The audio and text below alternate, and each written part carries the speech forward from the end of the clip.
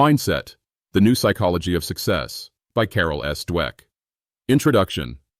Hello and welcome to this audiobook summary. Are you ready to unlock a part of your mind that holds the key to success in virtually every area of your life? Today we're diving deep into a concept so powerful yet so simple that it can reshape the way you approach challenges, view your abilities, and ultimately achieve your dreams. We're exploring Mindset, The New Psychology of Success, by the renowned psychologist Dr. Carol S. Dweck. Have you ever wondered why some people seem to thrive on challenges, while others crumble at the first sign of difficulty? Or why some individuals reach their full potential, while others, equally talented, fall short? The answer, as Dr. Dweck reveals, often lies not in our innate abilities, but in our mindset. In this audiobook summary, we'll journey through the core ideas of this transformative book. We'll uncover the two fundamental mindsets that shape our lives, the fixed mindset and the growth mindset. You'll discover how these hidden beliefs influence everything from your career and relationships to your parenting style and personal development. We'll explore how a simple shift in perspective can turn failures into launchpads, effort into a superpower, and limitations into exciting new frontiers for growth. Get ready to learn practical strategies to cultivate a growth mindset and unleash a more resilient, passionate, and successful version of yourself. The insights you gain here could be the catalyst for profound and lasting change. So, are you ready to find out which mindset is currently driving your life? First, let's talk about the brilliant mind behind this research. Dr. Carol S. Dweck is a leading figure in the fields of personality, social psychology, and developmental psychology. She holds a PhD and is currently the Lewis and Virginia Eaton Professor of Psychology at Stanford University, having previously been the William B. Ransford Professor of Psychology at Columbia University. Dr. Dweck is a member of the prestigious American Academy of Arts and Sciences. Her scholarly work, including the book Self-Theories, Their Role in Motivation, Personality, and Development, has received accolades such as Book of the Year by the World Education Fellowship. Her groundbreaking research on mindsets has not only been featured in top academic journals, but has also reached a global audience through publications like The New Yorker, Time, The New York Times, and appearances on shows like Today and 2020. Mindset itself isn't just a book. It's a phenomenon that has offered millions a new lens through which to understand human potential and achievement, making it a cornerstone in the world of personal development. The foundation. Understanding the two mindsets. So, what is this powerful concept that Dr. Dweck discovered? It started when she was a young researcher, fascinated by how people cope with failure. She observed children tackling difficult puzzles. Some, when faced with a hard puzzle, would relish the challenge, saying things like, "I love a challenge," or "I was hoping this would be informative." These children didn't see themselves as failing, they saw themselves as learning. They instinctively knew that abilities like intellectual skills could be cultivated through effort. This led Dr. Dweck to identify two core mindsets. First, there's the fixed mindset. If you have a fixed mindset, you believe that your qualities, your intelligence, your personality, your talents are carved in stone. You have a certain amount, and that's that. This creates an urgency to prove yourself over and over. Every situation becomes a test. Will I look smart or dumb? Will I succeed or fail? Will I be accepted or rejected? There's a constant fear of being found deficient. Sounds stressful, doesn't it? Then, there's the growth mindset. This is the belief that your basic qualities are things you can cultivate through your efforts, your strategies, and help from others. Cite 116. Yes, people differ in their initial talents, aptitudes, or temperaments, but everyone can change and grow through application and experience. For those with a growth mindset, the hand you're dealt is just a starting point for development. Your true potential is unknown and unknowable. It's impossible to foresee what can be accomplished with years of passion, toil, and training. Think about it. Darwin and Tolstoy were considered ordinary children. Ben Hogan, one of golf's greats, was uncoordinated as a child. This mindset creates a passion for learning rather than a hunger for approval. Why waste time proving how great you are when you could be getting better? Why hide deficiencies instead of overcoming them? This passion for stretching yourself and sticking to it, especially when it's not going well, is the hallmark of the growth mindset. It's what allows people to thrive during life's most challenging times. But what does this really look like in action? Mindsets in action. A tale of a bad day. Dr. Dweck paints a vivid picture. Imagine you're a young adult having a really bad day. You go to an important class and get a C+ on the midterm. You're very disappointed. Later you get a parking ticket. Frustrated, you call your best friend, but they seem to brush you off. What would you think? How would you feel?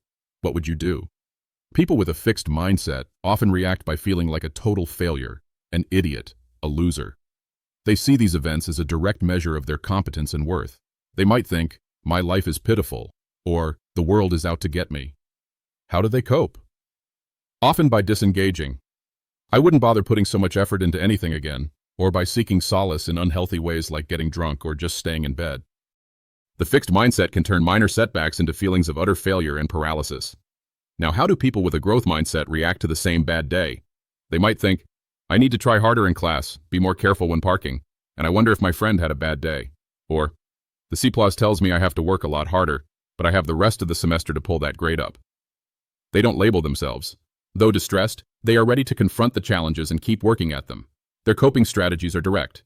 Study harder or differently, pay the ticket, and resolve the issue with their friend.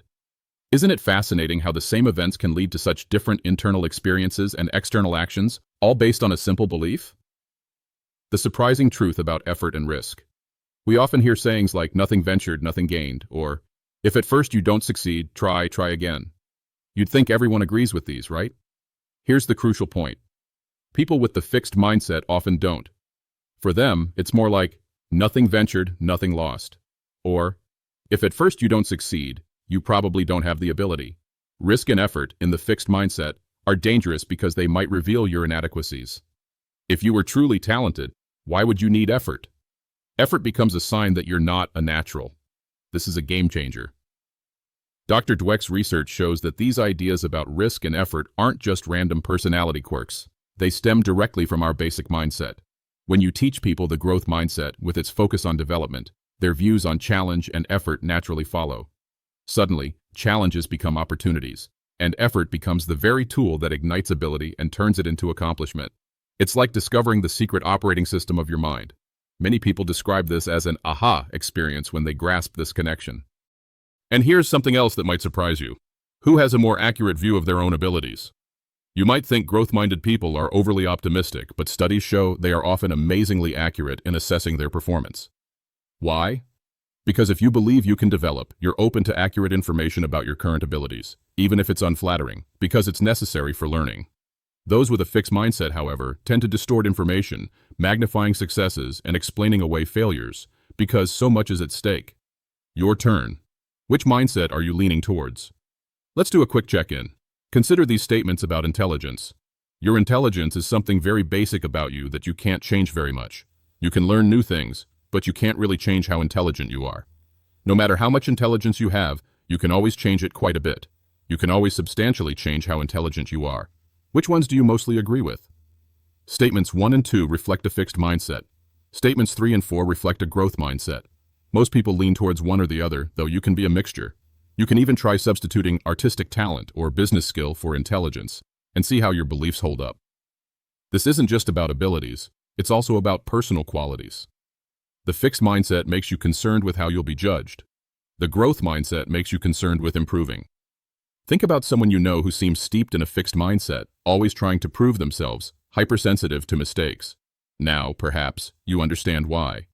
Then think of someone skilled in the growth mindset, someone who embraces obstacles and stretches themselves. How might you want to change or stretch yourself? Imagine you've signed up for a new language class. The instructor calls you up and starts firing questions at you. If you're in a fixed mindset, your ability is on the line. You can feel everyone's eyes on you, the instructor evaluating you. Feel that tension? Now switch to a growth mindset. You're a novice, that's why you're there, to learn. The teacher is a resource. Feel the tension leave, your mind open up. The message is clear, you can change your mindset. Success. Is it about proving or improving? What truly makes someone a non-learner? After all, babies are the ultimate learning machines, never worrying about mistakes or humiliation. The fixed mindset can put an end to this exuberant learning. Dr. Dweck found that even 4-year-olds with a fixed mindset, when offered a choice between redoing an easy jigsaw puzzle or trying a harder one, stuck with the safe option. Smart kids don't do mistakes, they'd say. The growth-minded 4-year-olds? They couldn't get enough of the harder puzzles. I'm dying to figure them out, one exclaimed. This isn't just about puzzles. It's about seizing crucial opportunities. At the University of Hong Kong, where classes are in English, many students enter without full fluency. When offered a course to improve their English skills, who do you think signed up? Students with the growth mindset said an emphatic yes.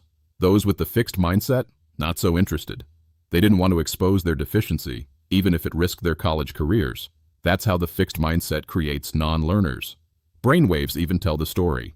In Dr. Dweck's lab, fixed mindset individuals only showed interest, measured by brain activity, when feedback reflected on their ability, whether their answers were right or wrong.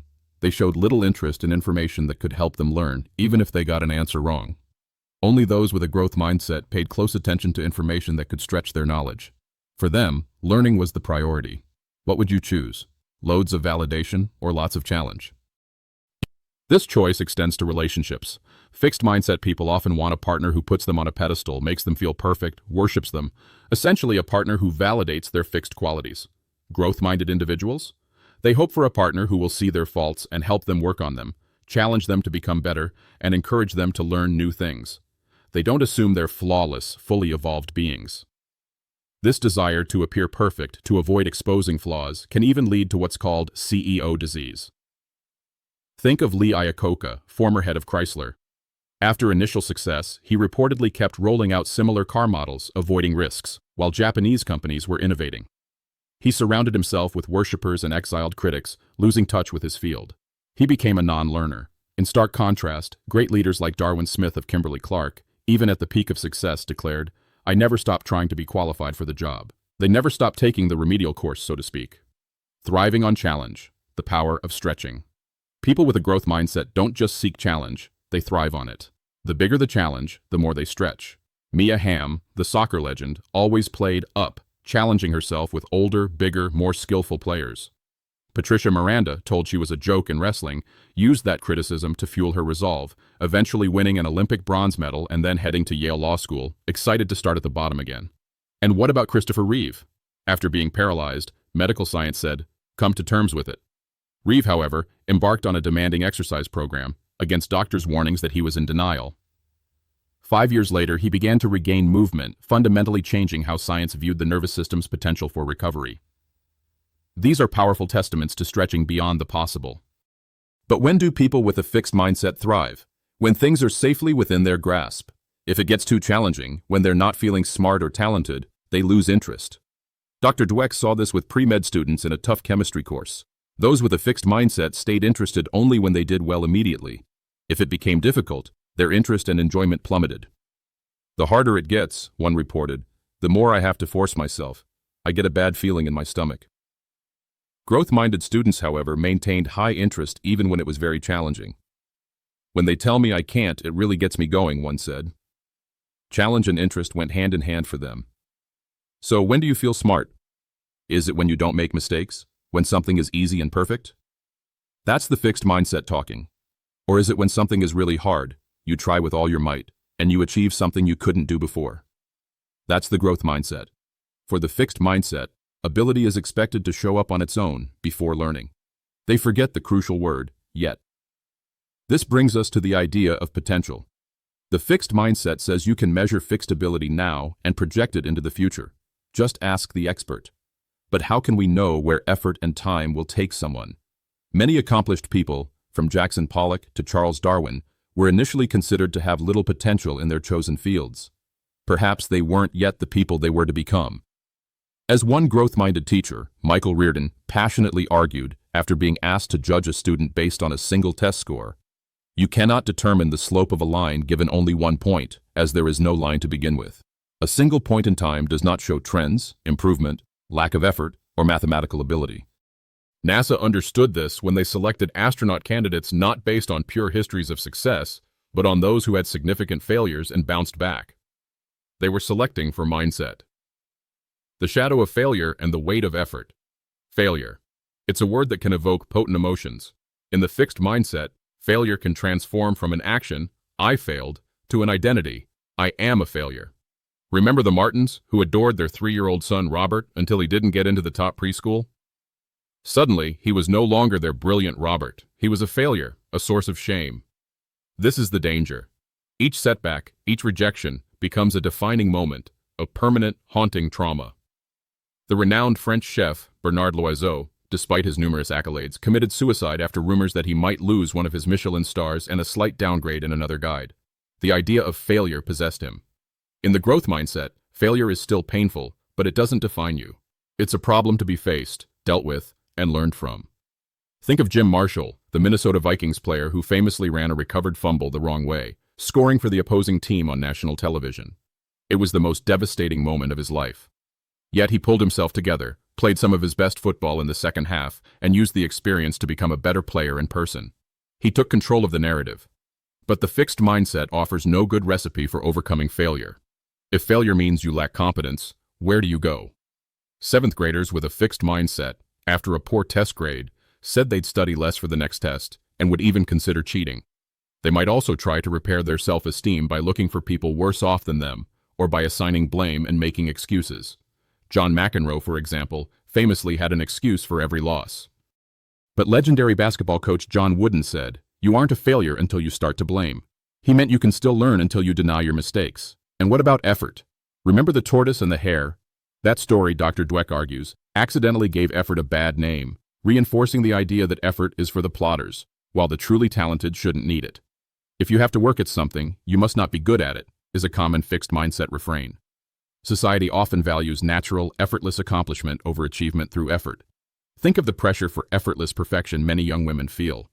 The growth mindset, however, believes even geniuses work hard. Effort is what ignites ability and turns it into accomplishment. For those with a fixed mindset, especially if they're seen as a natural, high effort can be terrifying. Why? First, needing it casts a shadow on your supposed talent. Second, it robs you of excuses. If you try your hardest and still fail, what then? Nadja Salerno-Sonnenberg, the violin prodigy, was paralyzed by this fear for years, even stopping bringing her violin to lessons. She confessed, "Nothing is harder than saying, I gave it my all and it wasn't good enough." Eventually, her teacher, Dorothy DeLay, gave her an ultimatum, and Nadja chose to try, finally going all out, and she won. Now she says, you have to work hardest for the things you love most. What do you want to look back and say? I could have been, or I gave my all for the things I valued? Your mindset will heavily influence that choice. Beyond natural talent. The truth in school and art. Are some people just born smarter or more artistic? While prodigies exist, showing heightened abilities and obsessive interest from a young age, Dr. Dweck argues that what truly feeds their gift is that constant, endless curiosity and challenge-seeking. Was it Mozart's innate musical ability, or the fact that he worked until his hands were deformed? This plays out dramatically in school. Dr. Dweck tracked students transitioning to junior high school, a period of increased academic challenge.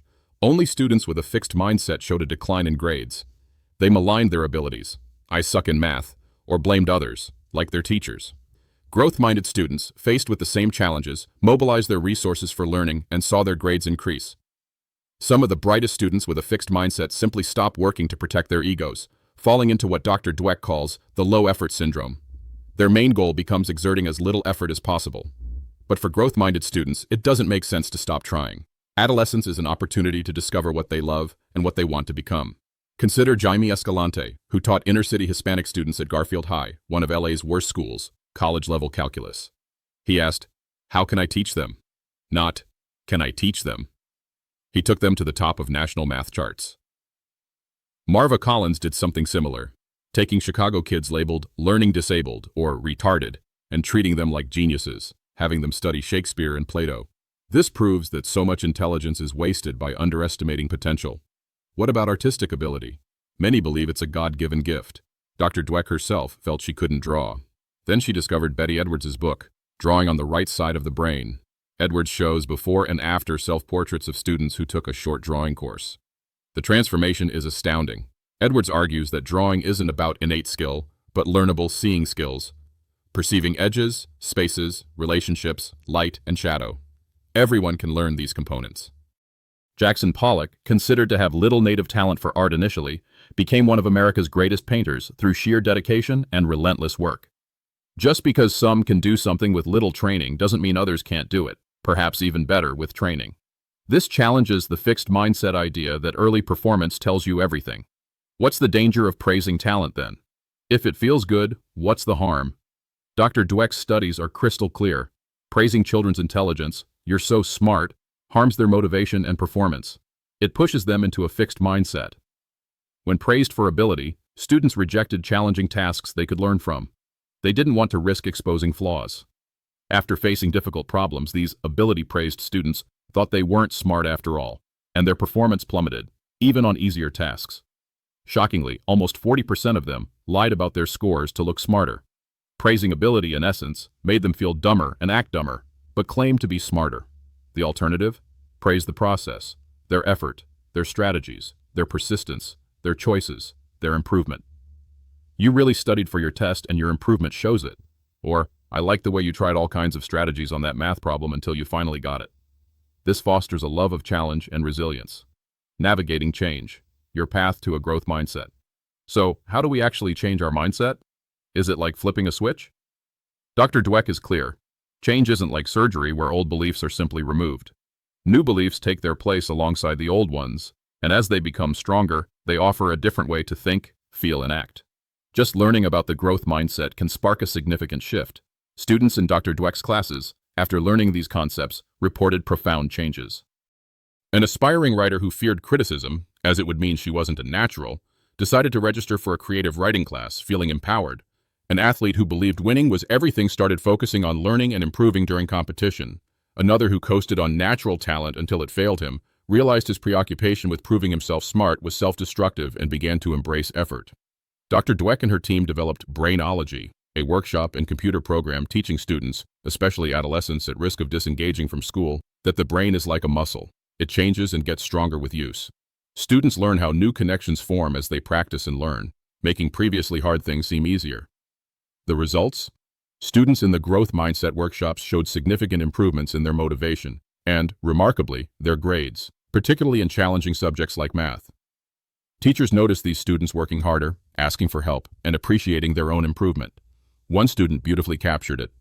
Every time I thought about not doing work, I remembered that my neurons could grow if I did do the work. But here's the thing about change. It can be hard. The fixed mindset often served a purpose, perhaps providing a formula for self-esteem, or a path to love and respect, especially in childhood. Letting go of what has felt like yourself for years and embracing things that felt threatening, challenge, struggle, criticism, isn't easy. The fixed mindset can be a loud, critical voice in your head when you try to change. You're nothing if you don't have immediate victories. It might feel like you're losing your edge or your ambition, but Dr. Dweck reassures us, opening yourself to growth makes you more yourself, not less. So how do you take the first step? It begins with recognizing the fixed mindset voice. When faced with a setback, like a rejection from a dream graduate school, the fixed mindset might whisper, "You're mediocre, you're not worthy." Cognitive therapy might help you argue back and feel better temporarily, but the growth mindset takes it further. It asks, what can I learn? What steps can I take to achieve my goal despite this?